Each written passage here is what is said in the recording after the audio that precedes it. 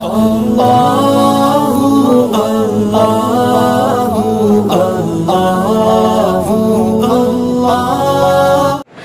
مجید کی حفاظت، آنے والے نئے نئے مسائل کا احکام کے حکم بیان کرنا، یہ کام مشغولیت کے ساتھ نہیں ہو سکتا۔ اور پھر ہمارا مقصد علماء کی خیر خواہی ہے یا علماء سے بدخواہی ہے، ان کی اکنامک اور ان کی معیشت کو مضبوط کرنا ہے، تو پھر ہمیں یہ سوچنا چاہیے کہ علماء کو پڑھانا، بچوں کے پیچھے 8 گھنٹے 6 گھنٹیاں 7 کتابیں پڑھانا، اور اس میں دماغ اور مغزماری والی کتابیں پڑھا کر دماغ پورا انسان کا تھک گیا ہے، اب پھر وہ صاحب بزنس کے لیے آ کے بیٹھیں گے، یہ میٹر 150 روپے کا، وہ میٹر 300 روپے کا، یہ بنیان 60 روپے کی، اس طرح کا بولتے بیٹھیں گے، تو پھر یہ علماء پر ڈبل بوجھ ہے کہ نہیں ہے؟ 8 گھنٹے وہاں پر مدرسے میں ڈیوٹی کرو، پھر اس کے بعد آ کر شام میں یہاں پر بیٹھ کر یہ چیزیں سامان بیچتے رہو، یہ ڈبل ڈیوٹی ہے کہ نہیں ہے؟ تو اگر خیر خواہی کا جذبہ ہوتا تو پھر یہ دماغ بننا چاہیے تھا کہ آپ جس کام میں لگے ہیں اس کام کے بدل کوئی دوسرا نہیں کر سکتا، اس لیے آپ اسی میں رہیں اور آپ کی سیلری بڑھائی جائے گی۔ ایک تاجر دکان پر رہ کر ماہانہ 30-35 ہزار 50 ہزار ماہانہ نفع کما لیتا ہے، وہ نفع آپ کو یہاں بیٹھ کر محنت کرنے پر دیا جائے گا۔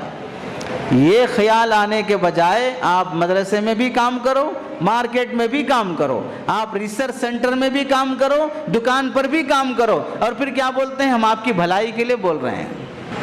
یہ مگرمچھ کی آنسوں بہانے کی ضرورت نہیں ہے۔ اگر اتنی خیر خواہی ہے تو پھر ایک ڈاکٹر پڑھنے کے بعد کلینک کھولا، اب اس کو جا کر بولیے کلینک یہ آپ فری میں کیجئے، اپنے کمائی کے لیے کوئی چھوٹا موٹا بزنس کر لیجئے۔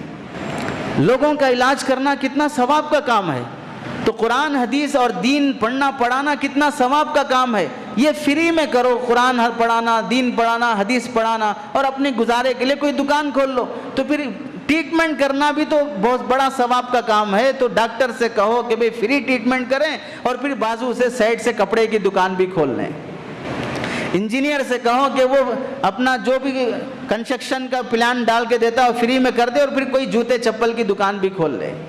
ڈبل بوجھ ڈالنے والے احمق ہوتے ہیں، اور مقصد کیا ہے، ان کے معیشت کو مضبوط کرنا ہے تو ان کی محنت کی قدر کی جائے۔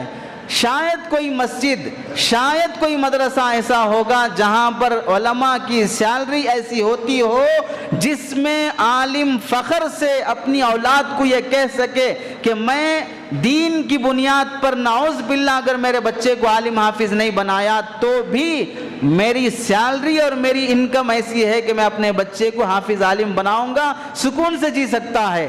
پبلک، عوام، صدر، کمیٹی اور ان کی نسل اس بات پر فخر کرے کہ ہمارے امام صاحب کی سیلری اور ان کی عزت ایسی شاندار ہے کہ میں اپنے بچے کو ڈاکٹر بنانے کے بجائے اسے امام بناؤں گا، جو عظمت میں دیکھ رہا ہوں وہ میری اولاد کو ملے۔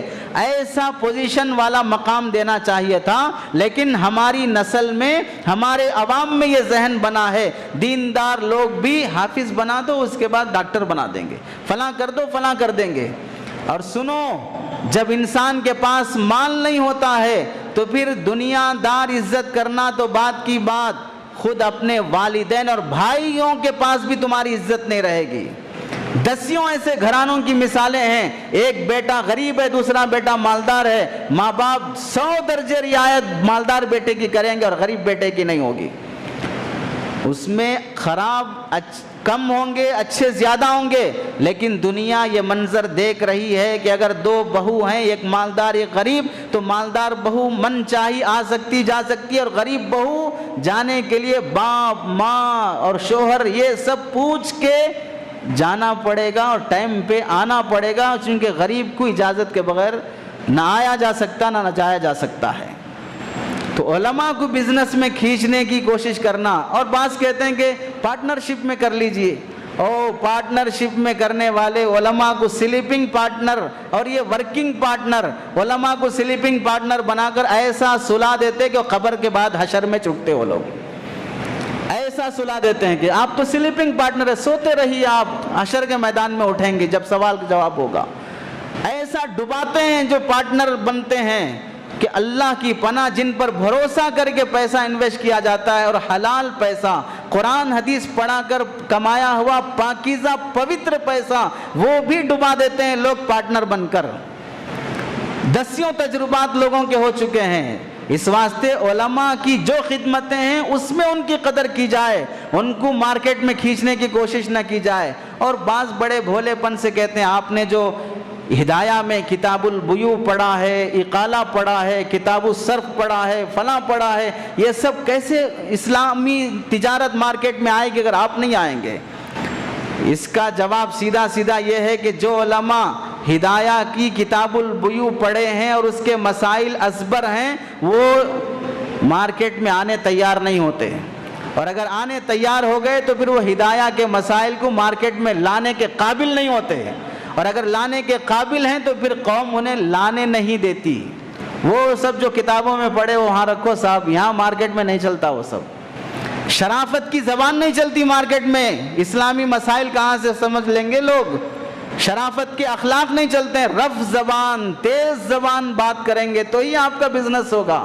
اسی واسطے آج مسلمان جہاں بدنام ہے اس میں ایک وجہ یہ بھی ہے کہ مسلمان مارکیٹ میں ٹھیلا بنڈی سے لے کر بڑے بڑے شو روم میں بزنس کرنے والا بھی ایسی گھٹیا زبان استعمال کرتا ہے, نہ مرد نہ بوڑھا نہ عورت نہ بچہ کسی کے ساتھ سلیقے کی زبان نہیں, ایسی گری ہوئی تیز زبان. کہاں سے لوگ اخلاق دیکھ کر متاثر ہوں گے؟ بزنس کی اہمیت اس وجہ سے ہے کہ بزنس کی وجہ سے دنیا کے آدھے حصے میں اسلام پھیلا ہے. آپ تاریخ اٹھا کر پڑھ لیں, انڈونیشیا, ملیشیا, بنگلہ دیش, سری لنکا, کیرلا, ہندوستان, دنیا کے کئی ممالک ایسے ہیں جہاں پر اسلام پھیلانے کے لیے صحابہ نہیں گئے, کوئی جماعت نہیں گئی, وہاں پر صحابہ تاجر اور بزنس مین بن کے گئے, ان کی تجارت کو دیکھ کر لوگ اسلام میں داخل ہوئے ہیں. کیرلا کی پرانی مسجد 1200 سال کی اس کی تاریخ ہے, وہ مسجد ایک ہندو راجا نے بنایا جب مسلمان تاجروں کے اخلاق دیکھا. ان کے رہنے کے لیے کوئی جگہ نہیں تھی تو اس نے مسجد بنا کر دیا کہ تمہارے بزنس مین یہاں آ کر رہے ہیں, یہاں ان کی میٹنگیں ہوں. ایسے اخلاق تھے. اور آج کا تاجر بنڈی والے سے لے کر دکاندار شو روم والے تک چچا لیتے نہیں لیتے, کہیں کو خالی پیلی میرا دماغ خراب کر رہے, ایسی گری ہوئی زبان. اور بازو وہاں پر کوئی غیر کوئی دوسری مذہب کا ہوگا, ایسی میٹھی زبان, آئیے مالک, آئیے سرکار, بیٹھیے سرکار, ایسی زبان اس کی ہوگی. اب بتائیے ہمیں کرنے کو کیا کرنا چاہیے؟ اب لوگ کہتے ہیں کہ بھئی حالات جو چل رہے ہیں, مسلمان جو یہ اللہ کے نبی کی شان میں گستاخی, بدتمیزی, فلاں, ایسے نان ایشوز مسائل اللہ کے نبی علیہ السلام کے زمانے سے لے کر اب تک نبی کی شان میں گستاخی کرنے کا سلسلہ مسلسل جاری رہا ہے. اب کی کوئی نئی بات نہیں ہے. نبی کی حیات میں, نبی کی موجودگی میں دسیوں کافروں نے نبی کی شان میں گستاخی کی, بدتمیزی کی. تو اب بتائیے اللہ کے نبی علیہ السلام کو معلوم ہوا فلاں کعب بن اشرف, فلاں عبداللہ بن ابی, فلاں ابن بطل, یہ سب لوگ میری شان میں گستاخی کر رہے ہیں, تو فوراً اللہ کے نبی علیہ السلام نے حضرت عمر کو بلایا, حضرت علی کو بلایا, جاؤ تلوار لے لو, رستے میں سڑکوں پہ آ جاؤ اور جہاں دکھے مار دو, قتل کر دو, دکانیں جلا دو, فلاں دو. ایسا کوئی واقعہ ہے تو دکھا دیجیے. اللہ کے نبی کی موجودگی میں نبی کی شان میں بدتمیزی کی گئی, نبی کی بیویوں کے ساتھ بد زبانی کی استعمال کی گئی, یہاں تک کہ اللہ کے نبی علیہ السلام کی زوجہ مطہرہ حضرت عائشہ پر تہمت لگانے والا عبداللہ بن ابی جو بڑھ بڑھ کر آگے تھا, اللہ کے نبی نے فوراً ایکشن نہیں لیا. واقعات میں غزوہ بنو مستلق مشہور غزوہ ہے. اللہ کے نبی علیہ السلام وہاں سے واپس آتے وقت ایک جگہ پر پانی کی ضرورت کے لیے صحابہ رکے, ایک صحابی لینے کے لیے گئے, دوسرے آ گئے, پانی کے مسئلے میں تھوڑا جھگڑا ہو گیا. ایک انصاری تھے, دوسرے مہاجر تھے, دونوں نے لڑائی شروع کی تو اس نے پوری قوم کو دعوت دی اور اس نے بھی پوری قوم کو دعوت دی. اب جھگڑا شروع ہونے کے قریب تھا, نبی کو معلوم ہوا, گئے اور اللہ کے نبی نے فرمایا پھر یہ جاہلوں کے کام کر رہے ہو. اسلام میں آنے کے بعد سب کو ہٹا دیا اور اس کے بعد اللہ کے نبی تھوڑی دیر کے بعد کہا کہ اب نکلو یہاں سے, مدینہ پہنچنا ہے. اس سے پہلے عبداللہ بن ابی نے کیا کہا, یہ سارے جھگڑے اس واسطے ہو رہے ہیں کہ ہم نے اپنے کتے کو پال کر موٹا کیا ہے تاکہ وہ ہمیں ہی بھونکے۔ یہ اشارہ تھا اللہ کے نبی اور صحابہ کی طرف۔ مدینے میں ہم نے ان لوگوں کو جگہ دیا ہے، یہ مکے والے تھے، وہ گاؤں تھا ان کا، ہمارے گاؤں میں ہم نے ان کو جگہ دیا ہے، تو ہم نے کتے کو پال کر موٹا کیا ہے، آج ہم پر وہ بھوگ رہا ہے۔ کتنا بڑا جملہ ہے۔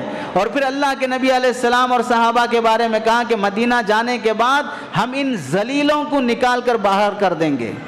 نبی کو وہ جملہ پہنچا، حضرت عمر نے سنا، کہا کہ یا رسول اللہ اجازت دیجئے قتل کر دیتا ہوں اس کا۔ اللہ کے نبی نے فرمایا جلد بازی مت کرو۔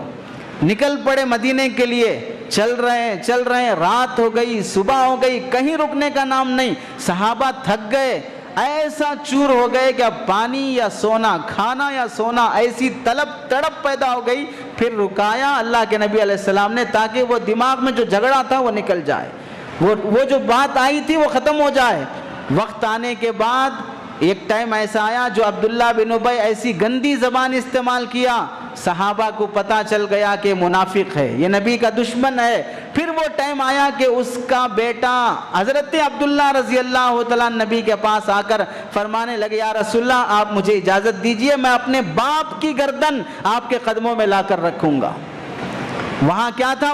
اللہ کے نبی کی شان میں گستاخی ہوئی۔ وہ ٹائم بھی آیا کہ خود اس کا بیٹا حضرت نیک صحابی باپ کی گردن لانے کے لیے تیار ہے۔ اللہ کے نبی علیہ السلام اپنی موجودگی میں کبھی جذباتی فیصلے نہیں کیے ہیں۔ صبر کرنا، حکمت عملی سے کام لینے کا مطلب یہ نہیں ہے کہ ہم بزدل ہیں، ہم کم ہمت ہیں، ہم حوصلہ ہار گئے، ہمارے اندر اپنے باپ داداؤں کا، صحابہ کا، مجاہدین کا خون نہیں ہے، یہ مطلب نہیں ہوتا ہے۔ سوچ سمجھ کر تمناؤں کے بجائے عقل کو غالب کرنا، اپنی جذبات کے بجائے شریعت کے احکامات کو غالب رکھنا، اپنے ایموشنل چیزوں کو سامنے لانے کے بجائے شریعت کی تعلیمات اور حقیقت کو سوچ کر قدم اٹھانا۔ کوئی ایسا قدم نہ اٹھائے جو ہمارے لیے خود بوجھ بن جائے۔ کیا ہوا؟ لوگوں کی زبانیں ایسی آزاد ہوتی گئیں، ایک نے شان میں نبی کی گستاخی کی۔ کیوں کیا ہے؟ وجہ کیا ہے؟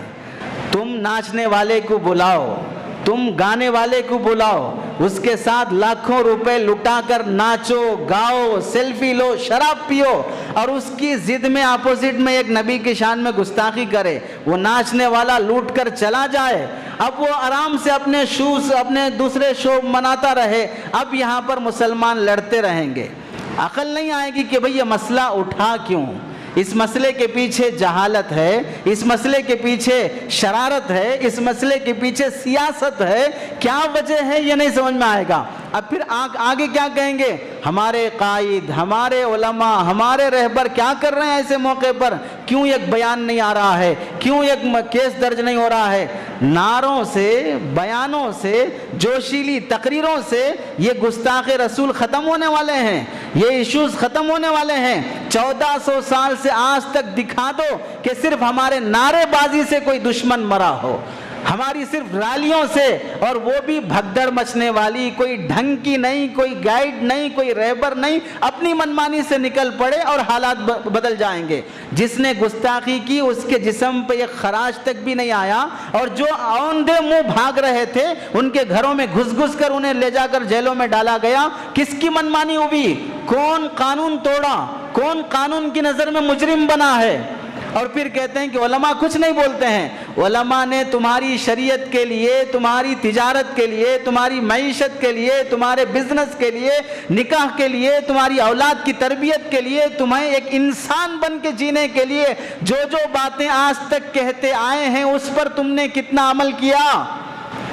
نکاح سنت کے مطابق آیا، تجارت سنت کے مطابق آئی، بیٹیوں اور بہووں پہ پردہ آیا، چہروں پہ نبی کی سنت آئی۔ جو کام ہم کر سکتے ہیں وہ کرنے کا دم نہیں ہے، اور جو کام نہیں کر سکتے ہیں اس پر بیان سننے آئے ہیں کہ اس کے خلاف کچھ بولیں، اس کے لیے کچھ ایسی گالیاں بولیں۔ جو گستاخی کر رہا ہے اس نے یوٹیوب میں سرچ کر کے کسی پاگل کا ویڈیو دیکھا، اس کے دماغ میں تو آیا کہ میں نبی کے بارے میں سرچ کروں کہ وہ کیا تھے۔ غلط انفارمیشن ملی ہے، رانگ انفارمیشن ملی ہے کہ نبی یہ عمر میں نکاح کیے، اپنے بیٹے کی بیوی سے نکاح کیے، سب رانگ انفارمیشن ہے، لیکن اس کے دماغ میں آیا کہ میں کچھ دیکھوں، اس نے ویڈیو میں خود کہا کہ میں ریسرچ کروں۔ اس منہ کا ہے، اس قابل کا تو نہیں کہ وہ ریسرچ کر سکے، تو اب اس کے دماغ میں تو آیا کہ وہ ریسرچ کرے۔ اب ریسرچ کے بعد غلط انفارمیشن ملنے کے بعد وہ گستاخی کیا۔ ہمارا سوال مسلمانوں سے یہ ہے کہ ہم نے نبی کے معاملے میں صحیح جانکاری حاصل کرنے کے لیے کتنا ہم نے ریسرچ کیا ہے۔ اللہ کے نبی حضرت عائشہ سے کس عمر میں نکاح کیے، نکاح کی وجہ کیا تھی؟ 11 نکاح کیے تو 11 نکاح کا فائدہ قوم کو اور عالمی لحاظ سے کیا ہوا؟ اللہ کے نبی کے بیٹے حضرت زید حقیقی بیٹے تھے یا لے پالک بیٹے تھے؟ اڈاپٹ کیے ہوئے بچے کا قانون کیا تھا اس زمانے میں، اور نبی کی شریعت میں کیا تھا؟ حضرت زید صحیح بیٹے اللہ کے نبی کے نہیں تھے، وہ کسی اور کے بیٹے تھے، اور لے پالک بیٹا اپنا حقیقی بیٹا نہیں ہوتا ہے، اس کی بیوی ہماری حقیقی بہو نہیں بنتی ہے۔ کتنے مسلمان ایسے ہیں جو نبی کی سیرت ریسرچ جاننے کے لیے گوگل سرچ کیا ہوں، سیرت کی کتابیں پڑھے ہوں؟ دشمن بدنام اور گستاخی کرنے کے لیے آ رہا ہے، دیکھنے پڑھنے کے لیے، اور مسلمان نبی کی سیرت کے ان واقعات سے بھی واقف نہیں ہے۔ آؤ 1 بجے 2 بجے 2:30 بجے جب بیان ختم ہو کر امام اور خطیب ممبر پہ چڑھ جائے عربی پڑھنے کے لیے، اس وقت آ کے بیٹھیں گے، جمعہ کا خطبہ بھی سننے کے لیے تیار نہ ہو۔ دشمن تو اسلام پہ ریسرچ کرے اور ہم ٹانگ پھیلا کر سوتے رہیں، اور پھر ہماری ان تقریروں سے مار دیں گے، کاٹ دیں گے، فلاں کر دیں گے۔ جب تمہاری پراپرٹی پر، تمہاری بیوی پر، تمہاری اولاد پر کوئی ڈاکہ ڈالتا ہے، قبضہ کرتا ہے، تو اس موقع پر آتے ہو ہم سے پوچھنے کے لیے کہ اب میری زمین پہ قبضہ ہو گیا، میں نہیں چھوڑتا، مار دوں گا۔ پوچھے بغیر مرڈر کر دیتے ہو، پوچھے بغیر ٹپکا دیتے ہو، پوچھے بغیر اس کی جائیداد لوٹ لیتے ہو، تو پھر یہاں کیوں پوچھ رہے ہو؟ اپنی ذاتی پراپرٹی کا مسئلہ نہیں ہے نا، پورے قوم کا مسئلہ ہے۔ اس واسطے علماء کو بدنام کرنے، ان کے خلاف زبان درازی کرنے، ہر موقع پر دشمن یہ چال چلتے آیا ہے کہ ایک ٹیم ایسی ہوگی جو ایسے مسائل کو چھیڑ کر دماغ پلٹانے کی کوشش کرے گی، اور دوسری ٹیم ایسی ہوگی جو اپنے مشن کو سامنے رکھ کر وہ آنے والے الیکشن میں جو ٹارگٹ رکھے اس ٹارگٹ کو پورا کرنے کی فکر میں ہوگی۔ یہ لوگ اپنے اپنے حساب سے ٹیم ڈیوائیڈ کر کے اپنا کام کرتے رہیں گے، اور ہم میں پاگلوں کا ایک جھنڈ ہر جگہ پر ہے۔ چاہتے یہ ہیں کہ جب بھی کوئی ایسا مسئلہ اٹھے تو پورے علماء یہی بیان کریں، پورے لوگ اسی پر بولیں۔ اصل آنے والا جو الیکشن ہے اس کے سامنے جو مسائل ہیں، دشمن کس پلاننگ کے لیے کام کر رہا ہے، ہمیں آگے کیا کرنا چاہیے، وہ سارے پیچھے پڑتے رہیں گے، وہ سارے پیچھے جاتے رہیں گے۔ سلمان رشدی نبی کی شان میں گستاخی کرنے والوں میں نمبر 1 لوگوں میں شمار ہوتا ہے۔ وہ بدتمیز 12-14 گھنٹے پہلے اس پر حملہ ہوا، اسے ہاتھ پیر کاٹ دیے گئے، فالج کی بیماری میں پڑا ہوا ہے، گستاخی کیا تھا سالوں پہلے، اللہ نے اسے سزا دیے سالوں بعد۔ نبی کی شان میں گستاخی کرنے والے کو اللہ کبھی نہیں چھوڑتے ہیں، لیکن ہم اس لائق تو بنیں کہ ہمارے لیے اللہ کا تعالیٰ ہاتھ اٹھانے پر دعائیں قبول تو ہوں۔ مسلمان اس قابل تو بنے کہ کوئی ان کے نبی کی شان میں گستاخی کرنے کی ہمت نہ کرے۔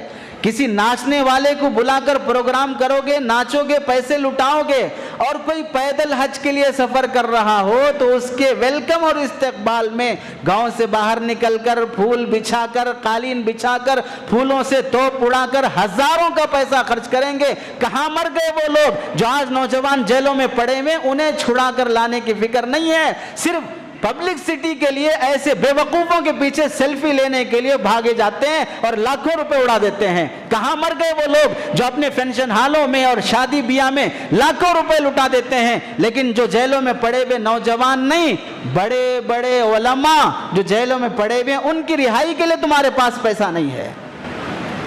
باتیں کرنے چلے ہیں، ہمیں معلوم ہے کہ کتنی مشقتوں کے ساتھ دل تمہارے ہی سینوں میں ہے۔ وہ کیا اللہ کے نبی علیہ السلام تمہارے ہی نبی ہیں، علماء کے نبی نہیں ہیں، ہمارے اکابر کے نبی نہیں ہیں؟ کیسی جرأت کے ساتھ ہماری زبانیں کھل جاتی ہیں ہمارے اکابر علماء کے خلاف کہ بڑے علماء کیا کر رہے ہیں، پیٹ پال رہے ہیں، فلاں کر رہے ہیں، فلاں کر رہے ہیں۔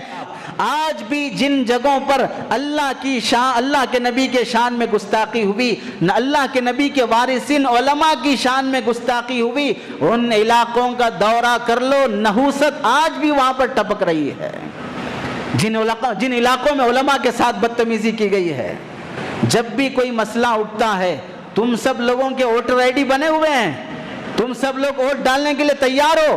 جمہوری ملک کی سب سے بڑی جنگ اور اس کا ہتھیار ووٹنگ اور پولنگ ہوتی ہے۔ کون اس جنگ میں آنے کے لیے تیار ہے؟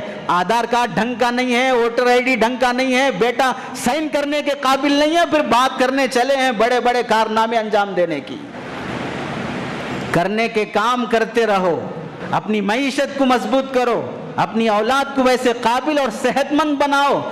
دو چار آزاد قسم کے بیل قسم کے لوگ آ کر مار رہے ہیں تو یہ نہیں مارو سار، نہیں کرو بھائی، نہیں کرو بھائی، ہاتھ جوڑ جوڑ کے مر رہا ہے۔ وہ پولیس نہیں ہے، وہ کوئی لیڈر نہیں ہے، آوارہ قسم کے لوگ بھی گھر میں گھس رہے ہیں تو اپنی جان بچانے کی طاقت نہیں ہے، اور زبان درازی اتنی ہے کہ یہاں سے لے کر شیطان کے پیروں تک جا پڑتی ہو۔ ایسے موقع پر کرنے کے جو کام ہے وہ کریں۔ یہ مسئلہ اٹھے گا پھر دب جائے گا، یہ مسئلہ اٹھے گا پھر دب جائے گا، لیکن جب عین موقع پر ووٹنگ کا مسئلہ آتا ہے، اس موقع پر دوبارہ قوم ہارے گی۔ اس نیت اور اس پلاننگ کے ساتھ جینا ہے۔ آزاد بن کر ہم تو ریلی کے لیے نکلے، کوئی دوسرا آدمی آیا، پتھر پھینکا، گاڑی جلا دیا، فلاں کر دیا، جائیں گے کون؟ سارے مسلمان۔ جذباتی ہونا، جذباتی بنانا ہی وہ چاہتے ہیں۔ صبر کا مطلب یہ نہیں کہ ہم بزدل بن جائیں، حکمت عملی کا مطلب یہ نہیں کہ ہم کوئی پلاننگ نہ کریں، لیکن اللہ کے نبی علیہ السلام نے اپنے زمانے میں جیسی پلاننگ کی ہے ویسے کرو تو وہ دن دیکھنے کا بھی موقع آئے گا کہ اللہ کے نبی صلح حدیبیہ میں 1400 کی قوم کو لے کر کافروں کی ہر بات مان رہے ہیں، لیکن 4 سال کے بعد وہی 1400 صحابہ 1.25 لاکھ کی تعداد میں بن رہے ہیں۔ کیسے بنے؟ بعض مرتبہ آدمی 2 قدم پیچھے اس واسطے ہٹتا ہے کہ اسے آگے چھلانگ لگانا ہے۔ شیر کے 2 قدم پیچھے ہٹنے کو دیکھ کر اس کی بزدلی مت سمجھو، اس کا 2 قدم پیچھے ہٹنا 10 قدم آگے چھلانگ لگانے کے لیے ہوتا ہے۔ علماء اور ہمارے اکابر کی خاموشی اس واسطے نہیں کہ وہ بزدل اور کم ہمت ہو چکے ہیں، آگے آنے والے مسائل کو حل کرنے کے لیے ان کی حکمت عملی ہوتی ہے۔ ہم صحیح مسلمان تو بن جائیں تو پھر اللہ تعالیٰ اپنی مدد خود بخود نازل فرمائیں گے۔ اللہ سے دعا ہے کہ عمل کی توفیق نصیب فرمائے۔ آمین۔ وآخر دعوانا ان الحمدللہ۔